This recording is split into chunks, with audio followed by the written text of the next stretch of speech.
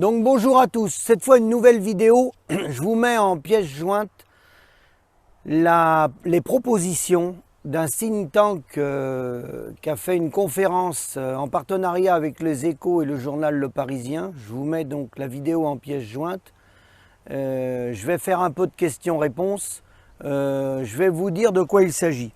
Donc dans cette vidéo, le journal Les Échos Le Parisien essaye de trouver une solution, c'est pour le renouvellement des générations, pour les années 2022-2028, des solutions pour améliorer les prélèvements privés des 56 000 jeunes agriculteurs sans parler une seule fois du coût de production.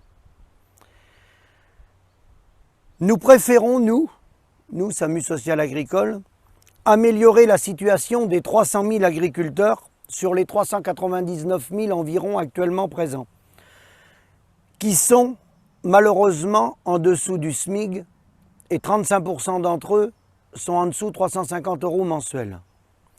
D'abord, nous partageons le constat que font les gens dans cette vidéo.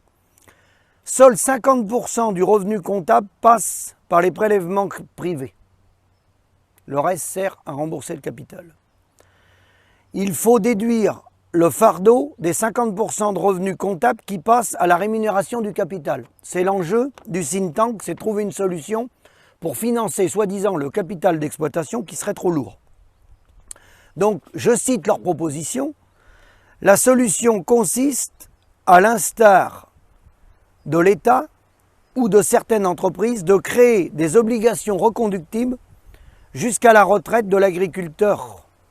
Le problème, c'est que ça va se heurter à plusieurs problèmes, leur proposition. Le premier problème, remettre des fonds extérieurs, c'est la cessation de l'activité de l'exploitant. Lorsqu'il y aura la cessation de l'activité, ça posera un problème. Premier point. Et donc, de l'emprunt en fin de carrière, dit in fine. Parce que cet emprunt, il faudra bien le rembourser. Car le paysan ne sera plus exploitant. Le droit au bail, tout, ça va changer de génération ou même de famille, ça va changer d'exploitant. Il y a donc une rupture de la reconduction. C'est ce qui se passe aux Pays-Bas et au Danemark ou en Nouvelle-Zélande, dont vous avez parlé, où c'est des prêts in fine, mais vous avez oublié de signaler que les paysans ne vivent pas mieux au Danemark ni en Hollande et se suicident autant qu'en France. Ça ne change rien sur la rentabilité finale. Ils sont endettés sur une génération au lieu de nous endetter sur 20 ou 25 ans si on fait des prêts sur 25 ans. Mais ça ne change pas la face du monde. Le rapport capital exploitation familiale revient à la surface du débat.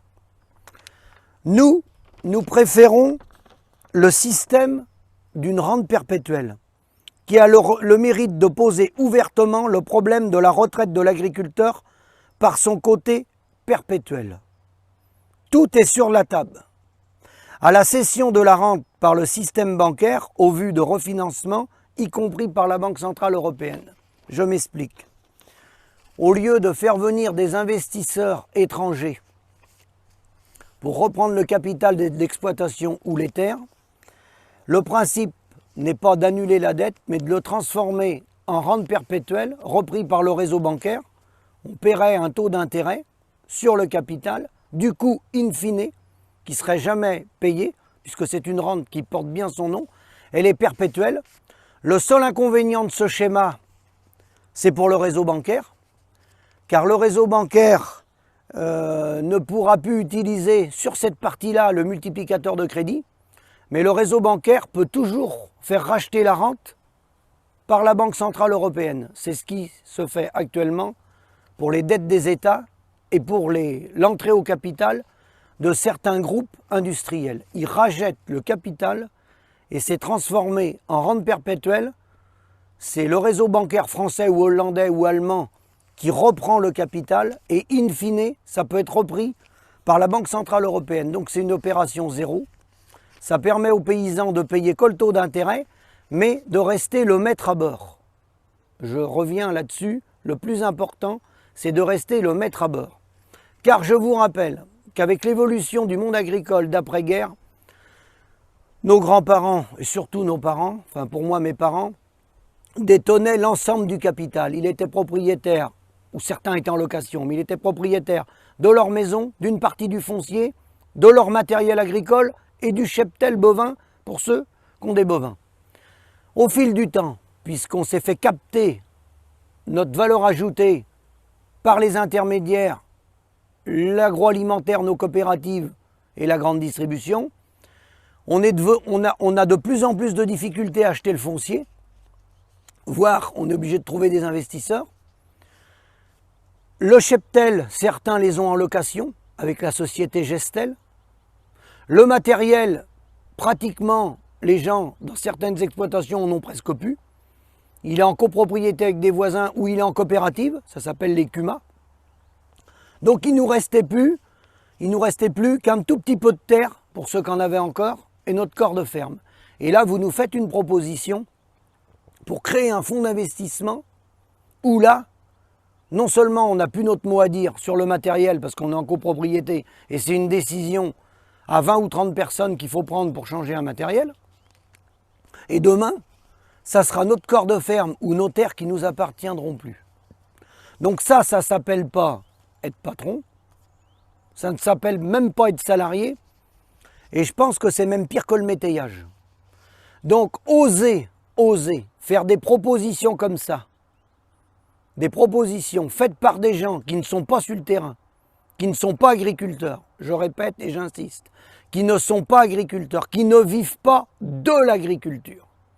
Tous les gens qui sont présents sur les plateaux ont plus de 50%, voire plus de 70%, ou plus de 80% de leurs revenus qui sont hors agricole, qui sont liés à des mandats ou à des indemnités. Ce ne sont plus des paysans. Et c'est ces gens-là qui volent, avec les bras de l'État bien sûr, parce que les gens qui rentreront dans ce fonds d'investissement auront un avantage fiscal. Au lieu de payer des impôts, mais ils mettront de l'argent dans les exploitations agricoles. Je vous laisse deviner la suite. Déjà que le paysan n'a presque plus rien. Là, il n'aura aucun pouvoir de décision. Il n'en a déjà très peu, parce qu'il est déjà sous l'influence de l'agroalimentaire qui achète ses produits. Alors là, la boucle sera totalement bouclée, parce que le corps de ferme et les terres appartiendront à ce fonds d'investissement qui, de toute façon, dans lequel l'agroalimentaire aura des parts. Parce qu'eux, ils font des bénéfices. Et puis alors, je soulève une question. Ils ont fait la proposition des prêts in fine, c'est-à-dire sur toute une carrière. Est-ce que nos intermédiaires, tous les gens qui viennent dans nos exploitations depuis 40 ans, qui se sont enrichis gracieusement, est-ce qu'eux, ils ont des prêts in fine? Est-ce qu'ils remboursent sur une carrière? Les marchands de machines à traire, de tracteurs, de semences, de phyto, d'engrais, les laiteries, les abattoirs, Monsieur Bigard, le groupe LDC, est-ce qu'ils remboursent des prêts in fine? Non. L'industrie agroalimentaire, le ratio de retour sur investissement, c'est 3 à 5 ans. La grande distribution, identique. Bon. Ils sont même obligés de monter des sociétés parallèles pour dissimuler les bénéfices. Donc nous faire croire que ça va être la solution, surtout pas. La solution, on l'a déjà dit, c'est de reconnaître le coût de production par pays avec une gestion des volumes. En enlevant la gestion des volumes aux outils de l'agroalimentaire qui, bien sûr, volontairement, dans toutes les filières, fait produire les paysans, les incite à s'installer, leurs accorde des modes de financement via le réseau bancaire pour faire produire toujours plus, et ce 1 ou 2% de plus de production, bien entendu, effondre les cours. C'est ce qui est en train de se passer dans la production laitière biologique, du lait biologique. Voilà. Donc c'était une remarque par rapport à cette vidéo. J'y reviendrai, il y a beaucoup de choses à dire. À bientôt.